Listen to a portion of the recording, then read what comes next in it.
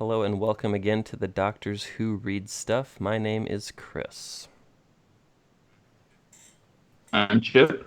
And I'm So Brian. today is part 2 of the Lesser of Evils, the Lesser Evil,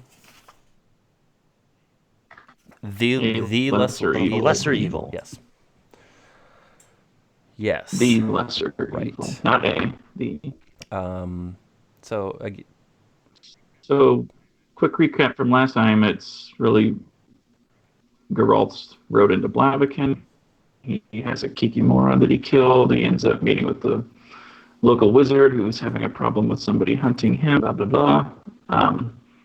Now, after Geralt is told Stregobor, no, he's not going to kill this person for him, and then he meets Renfri, who is the person who's after Stregobor. He tells her no. So tonight we're going to kind of cover the second half of the story. It begins with Renfri sneaking into Geralt's room in the middle of the night, and they have a bit of a conversation, and she agrees to walk away. But in the morning, Geralt's having breakfast with the alderman and realizes that she lied to him. And they basically head off for a showdown in the town square. I don't know. There's not a lot to it. it's But there's a lot that happens in the middle. right. There is, but I don't want to cover all that in a recap. So Cool. Okay. Cool. Yeah, so we ended. anyway, she must be pretty sneaky though. If she's able to sneak into his bedroom, he does realize that someone's there, but it takes him a second to realize it. And, he reacts, but I thought that was kind of interesting that she was able to almost sneak up on him. What was the line was something like she snuck down the roof like a cat in March? Yeah. It was something really Is that like a I really cat hope in that heat, Yeah. or is it? it said like in March. I wonder if that's like a Polish phrase. Yeah. It could be. So one thing I've noticed Google that real quick. is that in this story, Sapkowski never comes out and says specifically what she's capable of. There are some allusions to what she can do, and that's like allusions with an A, not allusions with an I. But sure. we don't have a clear sense of what exactly she is able to do with those mutations, which I think adds to the storytelling. Well, I mean, it's nice because then, since the Witcher has no idea what he's completely up against, it leaves that air of mystery. Like when he eventually encounters her, what will she Right. be able to do? So I like that.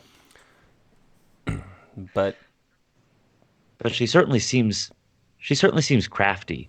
I mean, when she shows up in his room, my first response was, well, like he's already been with a couple other women so far in this. Like, I wondered if that's where it was going, or since she has a reputation about her, is he going to end up like in a fight for his life? It really kind of like she suddenly appeared and then they started talking. yeah, well, It's just an interesting way of Mm-hmm. interacting. her whole goal seems to be, or at least the case she's making is like, you know what? You don't have to intercede. I want to save Blaviken from this slaughter. And this is where she mentions something called the Tridem Ultimatum, and he doesn't really know what that means at this point. But she's appealing to him Yeah. to choose the lesser evil, which is the same thing that Stregobor did. And again, he comes back and he says, I don't believe in the lesser evil. In turn, he's trying to get her to just like drop this thing, go live your life, don't worry about him, let him be. But to your point in the synopsis, she says, okay, cool, I'm going to do it. And he's like, hooray, I won.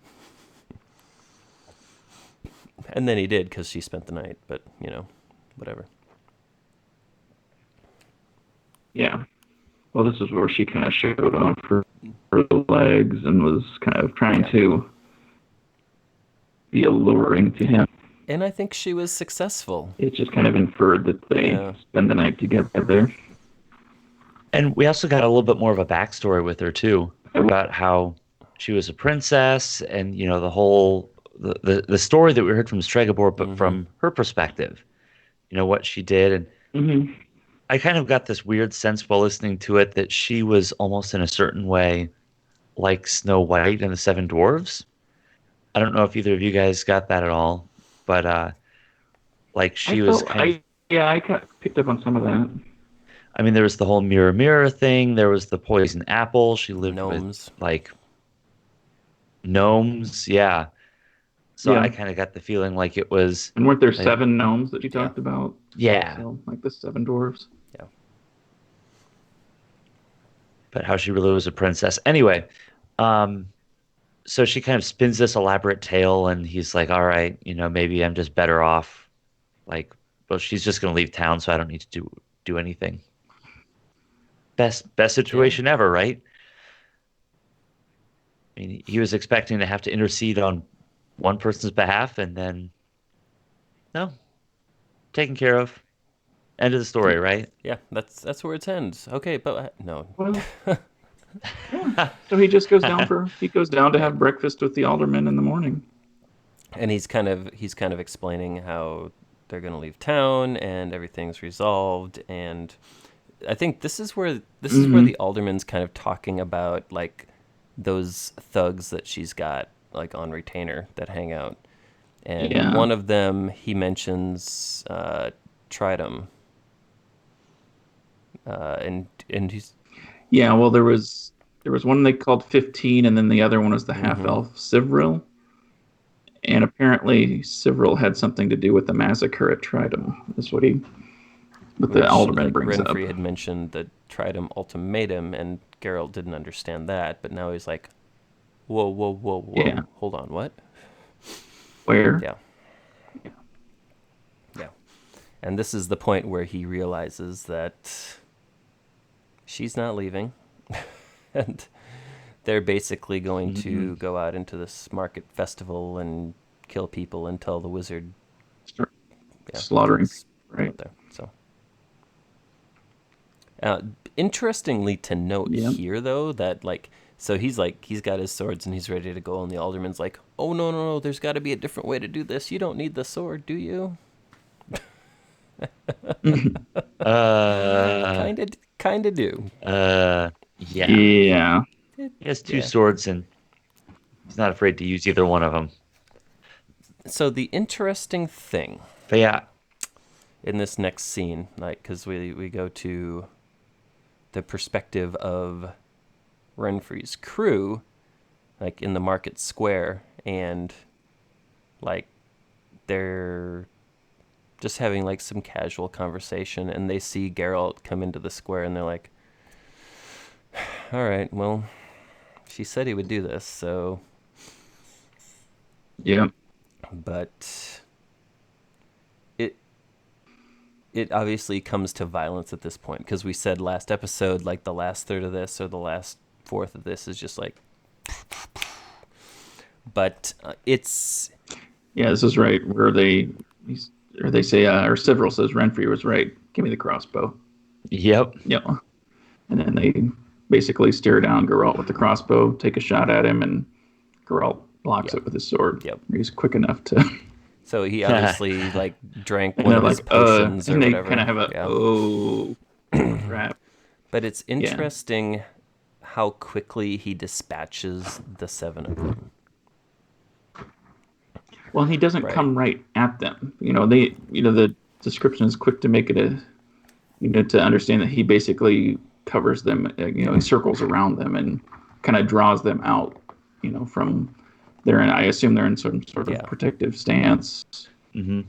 but by whatever tactics he used, he kind of drew them out and picked them off and dispensed with them Well, pretty yeah, quickly. and which is interesting, because just before the alderman was saying they had identified all these people and where they had come from and what they had done and how dangerous they were, and even Renfri the Hmm. previous night had said no warrior in the world can match 7 swordsmen, and he just like took them out like Yeah. he was Mm. brushing his Mm. teeth in the morning. Yeah. So Yep. that was cool because I went into this thinking it's like, okay, it's going to be like 6 pages of how he's like Hmm. outwitting them in combat, but it was it seemed almost nonchalant for him. Hmm.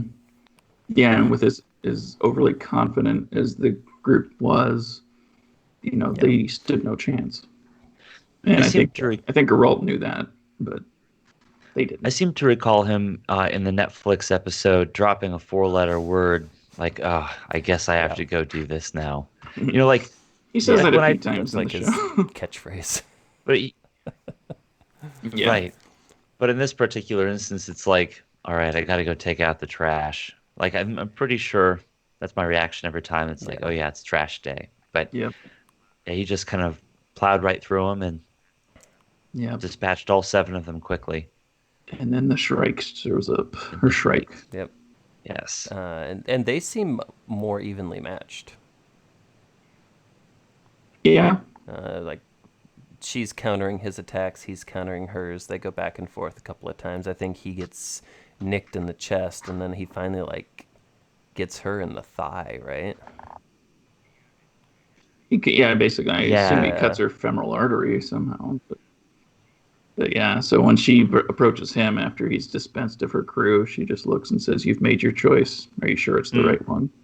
And then they yeah. go at it. And again, He gives her another right. chance to leave, but then, It's very quick though. It's yeah, I think a lot of authors would have the desire to try and stretch this out over a longer period of time, and it doesn't have to be that way because if yeah. you're Oh just yeah. describing content Well, or not combat rather, it's hard to make it engaging for long periods of time.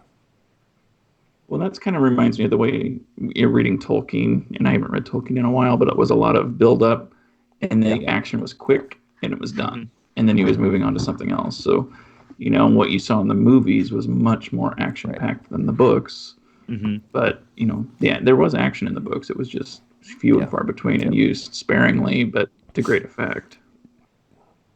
But I would agree that this is, it's a lot of build up and it's a quick Mm-hmm. action sequence, and Hmm. Right. then it's done. And then so her death brings the wizard out of his tower. Yeah, and I thought this was kind of interesting. And this is where the whole, the lesser of evil or the lesser evil really comes into question was, did he do Right. the right thing? Did he make the right decision? And doesn't Stregobor wants to perform an autopsy Right. on her to see if she was indeed a monster? And this is where Geralt's almost like acting instinctually and doesn't even realize it. Doesn't he say that he doesn't recognize? I can't remember how he put it. Someone Or the Witcher didn't know found the hilt of his sword and drew it. Touch a single hair of her head, said the yeah, person the Witcher didn't know. Touch her head, and yours will go flying to the flagstones. Hmm. so she made a Yeah. connection with him to where he had Mm-hmm. feelings for her. So here's my reasoning why I don't think she was a monster. Now, not a monster in the traditional sense. Because remember in prior stories how careful he was with his silver blade, like the blade that was used to Oh slay yeah, monsters. I kind of, when he got the sword out to dispatch the seven, he used the same sword to finish her off. Because it never talks about him, like he he never unsheathed the put it sword, but back.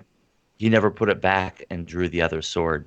Yeah, Um, I Well, guess but he wouldn't have to get his monster sword out for her because she's not truly a monster. right. And that's what I'm Right. saying. Like, Yeah. at the end, they kind yeah. of question if she was a monster because if she was a mutant or Mm-hmm. whatever else. But I'm kind of the mindset where she's not a monster in the traditional sense of this book. She might be a monster from a psychological perspective, but she was not truly the monster that the wizard thought she was. Right. But Which again here's brings back lesser of the two right. evils. Yeah. And this is the I thought it was kind of interesting. interesting. Sorry. Oh, go ahead. Nope. You're good, Chip. Go. No, I was going to say that going or kind of moving on here when Stregobor basically says, "I'm not going to stay around here. I was just hiding here. I'm gonna head out of town." And then he's on his way out, and then Geralt, I think they start throwing stones at him, and the alderman basically says, "Don't ever come back." Yeah.